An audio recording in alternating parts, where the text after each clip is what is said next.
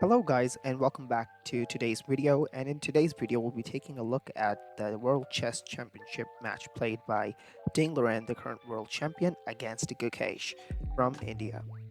And this match is currently being held in Singapore. So we'll be taking a look at the first match played, and this is analyzed using maximum Stockfish. So first of all, let's talk about the accuracies throughout the match.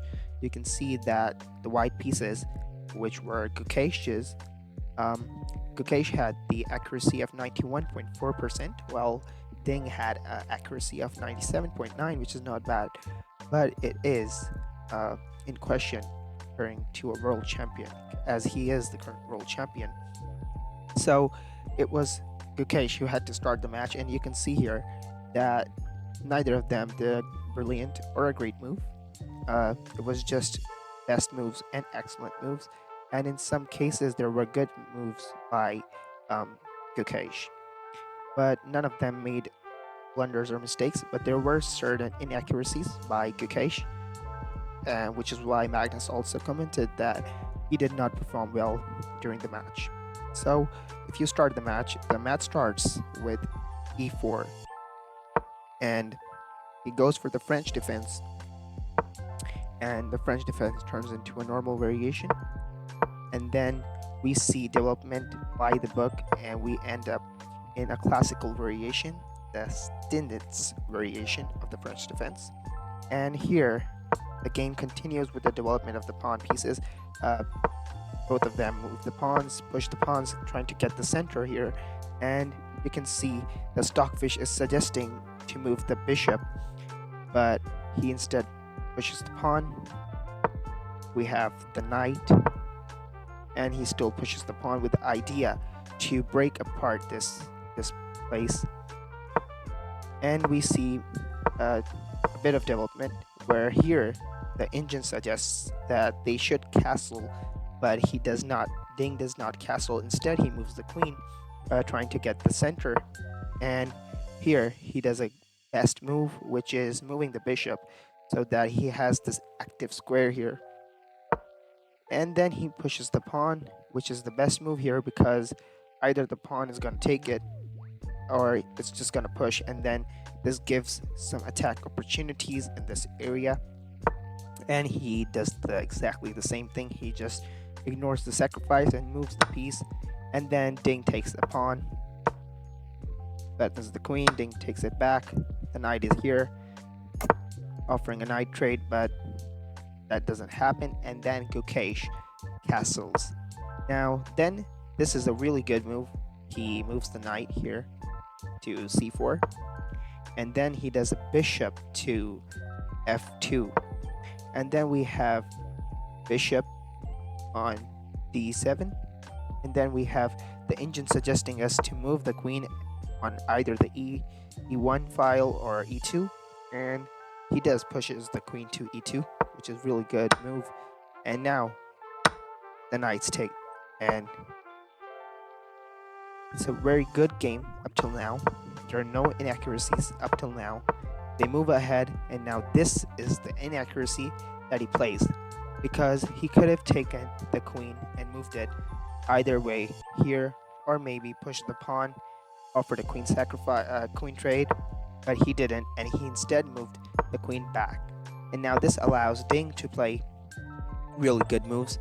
He can move the bishop or the pawn, and he does the same. He moves the bishop, and now the game still continues normally. It's not bad. The queen move here is regarded as a normal move. It's just good. It's an excellent move, but it's not the best move. I think the engine wants the queens off the board, but I don't think so. If you're playing a world championship, you would like your queens off the board really quick.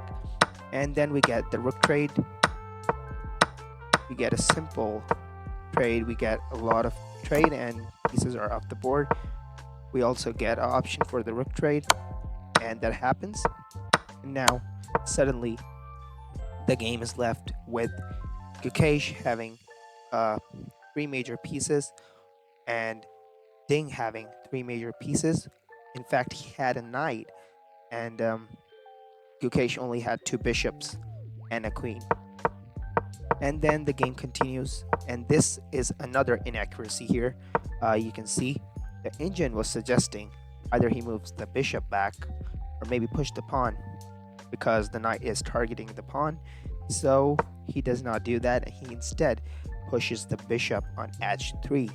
Now that allows the queen to take more the center, and then the queen gives a check.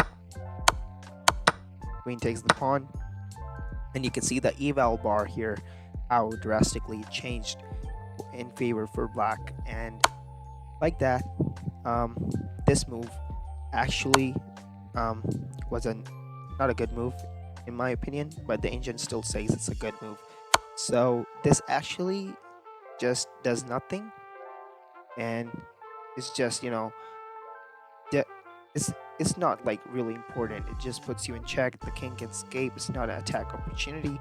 And if the bishop was to take the pawn, it wouldn't matter either. So you just actually lose the bishop. And here, he moves the king, steps out of the check, and Gukesh resigns here. And this was particularly a good match, I guess. But there were more options he could have played. Maybe Gukesh, if he did not blunder with the inaccuracies here, because still he was like, he could have won if Ding were to blunder. But the problem was that Gukesh was also running low on time, and so he had to move fast, and he did this inaccuracy that allowed Ding to play well, and the eval bar just fell down. And I mean, the pawns, you can see the number of pawns on the board. Everything is just in favor for Ding, and if the match were to play on, Ding would probably win, even with the checkmate. So this was the match. I hope you loved the analysis, and if you want more analysis, just let me know.